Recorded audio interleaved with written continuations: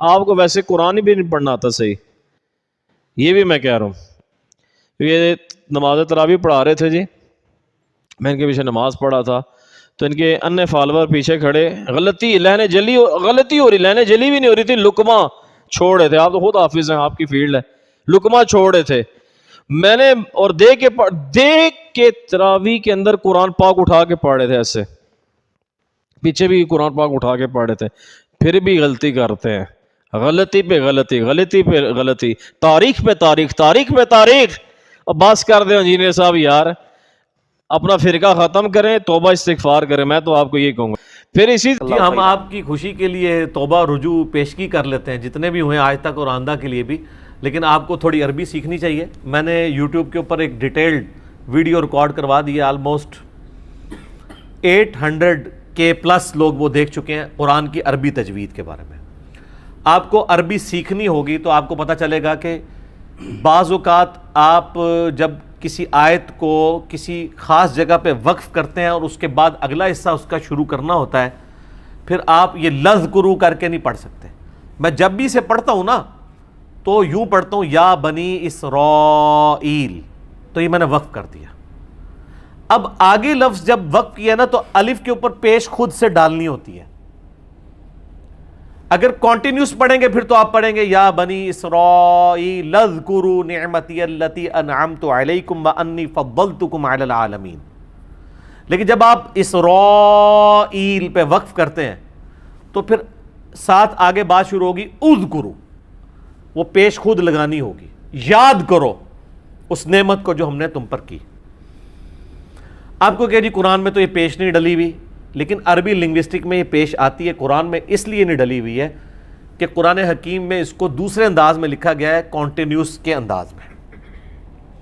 اب اس سے اگلا سوال ہو سکتا ہے کہ اگر یہ کانٹینیوس انداز میں لکھا ہوا ہے تو آپ کو کیا تکلیف ہے وقف کرنے کی، آپ بھی کانٹینیوس پڑھیں؟ تو سر پھر اس کا جواب بھی ہم ہی دیں گے آپ کو کہ آپ روزانہ درجنوں دفعہ یہی کام کر رہے ہوتے ہیں۔ سورۃ الفاتحہ کیا ویسے ہی لکھی ہوئی ہے قرآن میں جیسے آپ پڑھتے ہیں؟ تو آپ نے آج تک غور و تفکر بھی نہیں کیا ہوگا کہ سورۃ الفاتحہ ویسے نہیں لکھی ہوئی۔ سورۃ الفاتحہ آپ کھولیں تو آپ جو سورۃ الفاتحہ کی دوسری آیت ہے نا وہ ہمیشہ سے اپنی ڈاکٹرن میں غلط پڑھتے آ رہے ہیں۔ سورۃ الفاتحہ آپ لوگ اپنے موبائلوں میں بھی کھول لیں، اپنے مصحف میں بھی دیکھ لیں، الحمدللہ رب العالمین الرحمن الرحیم لکھا ہوتا ہے، لیکن ہم کیا پڑھتے ہیں؟ تو الرحمن الرحیم میں ذرا الف کے اوپر زبر دیکھیں قرآن میں کہاں پڑی ہوئی ہے؟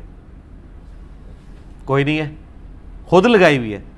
تو اسی بچپن تو الف ہوتا زبر خود لگا رہے ہو الرحمن کی، اسی 4 دفعہ اذکروا دے اوتے الف لا لئی ہے، تو تانوں اس وقت آپ کا کیوں نہیں دھیان گیا کہ قرآن حکیم میں تو الرحمن الرحیم لکھا ہی نہیں ہوا؟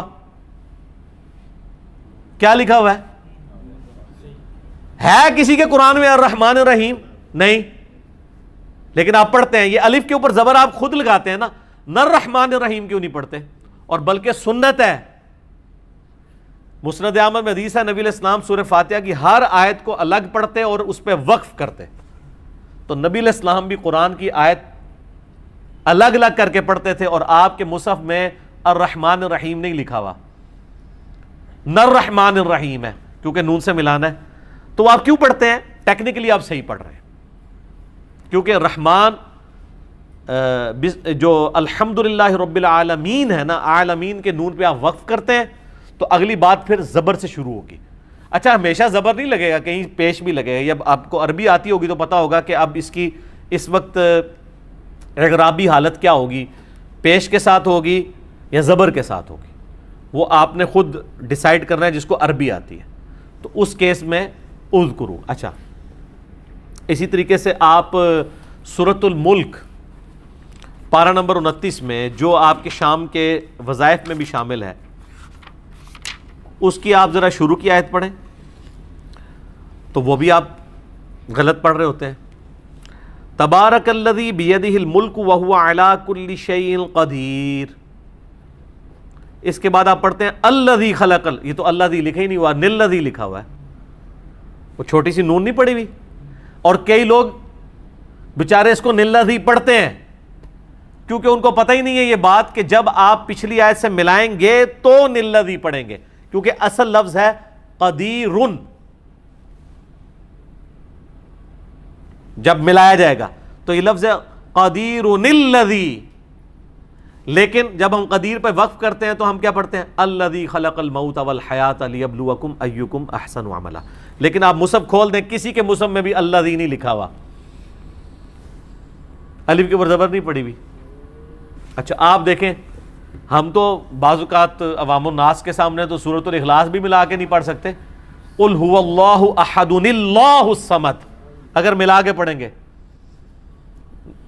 اس میں تو قرآن میں نون بھی نہیں پڑی ہوئی، پھر بھی ڈالنی پڑے گی. اچھا وہاں پہ وقف کرنا چونکہ بہتر تھا اس لیے وہاں کانٹینیوشن والی نون نہیں ڈالی ہوئی انہوں نے. جہاں پہ وقف نہ کرنا بہتر ہوتا ہے نا، یعنی قرآن نے اس کو قرآن میں جو عربی لکھی ہوتی ہے وہ اس اعتبار سے لکھی ہوتی ہے جو بہتر آپشن ہوتا ہے. اگر دو آیات کے درمیان لا پڑی ہوئی ہے نا تو اس کا مطلب ہے یہاں نہ رکنا بہتر ہے. تو اس میں آپ کو اس کی اعرابی حالت اس اعتبار سے نظر آئے گی کہ پہلی آیت کو آپ دوسری سے ملا سکتے ہیں، اور جہاں پہ توئیں ڈلی ہوئی ہوگی یا وقف کا نشان ہوگا وہاں پہ وقف کرنا بہتر ہوتا ہے. تو وہاں پہ اعرابی حالت وہ خود ہی صحیح ڈال دیں گے، زبر زیر پیش حرکات، جیسے اہدنا الصراط المستقیم ہے. لیکن اگر آپ اس کو ملا کے پڑھیں تو آپ کبھی دیکھیں قاری جن کو عربی آتی ہے وہ آپ کو کیا پڑھیں گے مالک یوم الدین ایاک نعبد و ایاک نستعین اہدنا الصراط المستقیم. نستعین اہدنا، وہ الف کو اڑا دیں گے اور نون کو ڈائریکٹ ہا سے ملائیں گے کیونکہ وہ اب اس کو ملا کے پڑھ رہے ہیں. لیکن مصحف میں لکھا ہوگا نستعین اور آگے لکھا ہوگا اہدنا الصراط المستقیم. تو یہ اس صورت میں ہوگا جب آپ اس کو الگ کر کے پڑھیں. تو یہ عربی کے چھوٹے چھوٹے قوانین ہیں، ان کو سیکھنا ضروری ہے، ادروائز پھر آپ لوگوں کو کی وہ غلطیاں نکال رہے ہوں گے جو اصل میں آپ کی اپنی غلطیاں ہیں. اچھا لوگ بڑے اعتماد کے ساتھ لوگوں کی غلطیاں نکال لیتے ہیں. اور یہ سوال کیا، یہ جو آپ نے سوال کیا نا اذکرو، یہ تو کئی ویڈیوز کے نیچے لوگوں نے کمنٹس کیے ہوئے ہیں کہ یہ علی بھائی کا قرآن تو ٹھیک رہا ہے. ہاں جہاں کہیں زبر زیر میں غلطی ہو جائے وہ ضرور آپ ہائی لائٹ کریں، وہ بعض اوقات ہو جاتا ہے. وہ تو میں نے آپ کو بتایا کہ میں نے اپنی زندگی میں ڈاکٹر اسرار صاحب سے بڑھ کے کسی حافظ اور قاری کو بھی نہیں دیکھا کہ وہ کراس ریفرنس میں قرآن کی آیات کوٹ کر سکتا ہو. اتنی فلوئنسی میں وہ قرآن پڑھتے تھے، اگرچہ بعض الفاظ ان سے مجہول نکلتے تھے، پھر بھی عام ہمارے علماء اور قاریوں سے ان کی قرات بہت بہتر تھی. آلموسٹ 20 سال تک انہوں نے بیان القرآن بغیر ریکارڈنگ کے ہر سال دورہ قرآن کروایا. یہ تو پھر ان کو ریکویسٹ کی گئی تھی نا کہ آپ اسے ویڈیو میں لے آئیں. اللہ بھلا کرے جن لوگوں نے ان کو یہ اس طرف لگایا اور ہمارے پاس اتنا بڑا خزانہ بیان القرآن کی شکل میں آ گیا. آپ بتائیں بیان القرآن ڈاکٹر اسرار نے اس وقت ریکارڈ کرایا جب ان کی عمر 67 ایئرس تھی، اور اس کے سٹارٹ میں وہ کہتے ہیں کہ اب میں بوڑھا ہو چکا ہوں، میری یاداشت بھی وہ نہیں رہی کراس ریفرنس کے طور پہ. لیکن سر وہ پورے بیان القرآن میں ان کی جو یاداشت نظر آتی ہے نا، وہ ہم اس کو دیکھ کے بھی نہیں وہ پیش کر سکتے کراس ریفرنس کے طور پہ. اور انہوں نے مصحف بھی سامنے رکھا ہوا ہے، پھر بھی بیان القرآن میں کئی جگہ ان سے اعرابی غلطیاں زبر زیر کی ہوئی ہیں، حالانکہ عربی بھی ان کو آتی تھی. لیکن فلوئنسی میں بعض اوقات ایسا ہو جاتا ہے کہ چونکہ وہ تلاوت کرنے نہیں بیٹھے ہوئے. یہ وہ بندہ سمجھ سکتا ہے جو درس قرآن دیتا ہے. جب آپ درس قرآن دے رہے ہوتے ہیں نا، اس وقت عربی سے زیادہ آپ اس کے مفہوم اور سے ریلیٹڈ کراس ریفرنسز اور حدیث کے اوپر آپ کا تفکر ہوتا ہے کہ میں اس کو ٹارگٹ کروں. اس لیے پھر اس طرح کے مسئلے مس ہینڈل ہو جاتے ہیں. ٹھیک ہو گیا جی. اگلا سوال ہے علی بھائی کہ آپ کئی مرتبہ قرآن حکیم کی آیت تلاوت کرنے سے پہلے بسم اللہ الرحمن الرحیم پڑھنے کے بجائے اعوذ باللہ من الشیطان الرجیم پڑھنے پر ہی اکتفا کر لیتے ہیں، آخر ایسا کیوں ہے؟ آپ جیسے مبلغین کو اس قسم کی سستی اور کاہلی زیب نہیں دیتی؟ یہ سستی اور کاہلی نہیں ہے میرے بھائی. قرآن میں جو حکم ہے نا وہ قرآن سے پہلے صرف اعوذ باللہ پڑھنے کا ہے. یہ بسم اللہ والا جو معاملہ ہے یہ علماء نے خود سے شروع کیا ہے. بسم اللہ صرف اس صورت میں قرآن سے پہلے پڑھی جائے گی جب قرآن کی صورت کا آپ آغاز کر رہے ہو. اس کو آپ یوں سمجھ لیں جیسے ہم سورۃ الفاتحہ جب پہلی دفعہ پڑھتے ہیں نماز میں تو اعوذ باللہ پڑھتے ہیں، تو کیا دوسری رکعت میں ہم اعوذ باللہ سے فاتحہ شروع کرتے ہیں؟ ڈائریکٹ بسم اللہ سے کرتے ہیں، کیونکہ ایک دفعہ اعوذ باللہ پڑھ لی کافی. اچھا اب اس سے آگے آ جائیں. سورۃ الفاتحہ کے بعد جب ہم اگلی سورت میں لاتے ہیں تو جب سورت ہم بیچ میں سے شروع کرتے ہیں تو کیا بسم اللہ سے شروع کرتے ہیں؟ نہیں. اب جو بھی قاری شروع کرتا ہے اللہ الذی لا الہ الا ہو یا آمن الرسول بما انزل الیہ من ربہ والمؤمنون، یا آپ خود بھی جب یہ پڑھتے ہیں تو کیا آپ فاتحہ کے بعد بسم اللہ پڑھ کے یہ پڑھتے ہیں؟ نہیں. کیوں؟ سورت بیچ میں سے پڑھ رہے ہوتے ہیں. لیکن جب آپ سورہ اخلاص پڑھیں گے فاتحہ کے بعد، یا سورۃ الفلق پڑھیں گے، یا کوئی بھی سورت، سورہ یاسین سٹارٹ سے پڑھیں گے، تو پھر آپ پڑھیں گے بسم اللہ الرحمن الرحیم یاسین والقرآن الحکیم. یہ ہے رول. ایبسولوٹلی جب قرآن کی آیت کوئی بھی کوٹ کی جائے گی تو اعوذ باللہ کے ساتھ، اور سورت جب بالکل سٹارٹ سے شروع کی جائے گی پھر بسم اللہ کے ساتھ کرنا افضل ہے وہ بھی، کیونکہ بسم اللہ سورت کا حصہ نہیں ہوتا، فصل کرنے کے لیے ہوتا ہے. رہا یہ اعوذ باللہ، یہ تو واجب ہے. اعوذ باللہ من الشیطان الرجیم کے بغیر آپ قرآن کی آیات کو نہیں پڑھیں گے.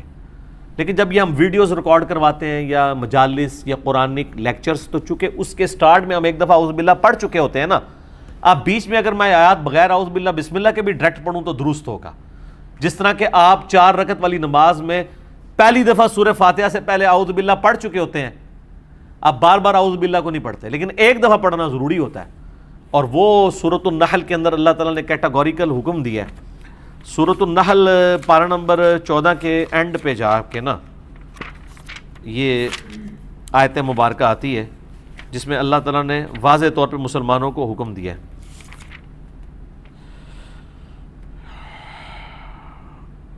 کہ جب کبھی بھی آپ نے قرآن پڑھنا ہے نا تو اس سے پہلے آپ نے بسم اللہ پڑھنی. اعوذ باللہ من الشیطان الرجیم، سورۃ النحل آیت نمبر 98.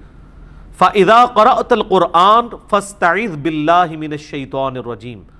پس تو جب کبھی بھی قرآن کی قرات کرے تو اللہ کی پناہ طلب کر لیا کرو شیطان نے مردود کے اگینسٹ.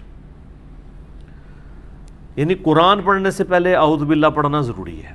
اس میں ایک لطیف نکتہ ہے، اگر قرآن سے پہلے بھی اعوذ باللہ ضروری ہے پڑھنا، قرآن کس کا کلام ہے؟ اللہ کا. قرآن اللہ کا کلام ہے. اگر شیطان کے اگینسٹ آپ اللہ کی پناہ نہیں لیں گے تو آپ کے شیطانی دماغ آپ کو ابھارے گا کہ آپ قرآن کی آیات کے غلط ترجمے اور تفسیریں اور مفہوم لکھیں گے، جو معذرت کے ساتھ اکثر علماء کر کے گئے ہیں. آیت تھی ایاک نعبد و ایاک نستعین، اور تفسیر میں انہوں نے سارے بزرگوں سے مدد ثابت کی ہوئی ہے، کیونکہ یہ اتنے کانفیڈنٹ تھے، یہ سمجھتے تھے کہ ہم اعوذ باللہ کی ہمیں ضرورت ہی نہیں اعوذ باللہ.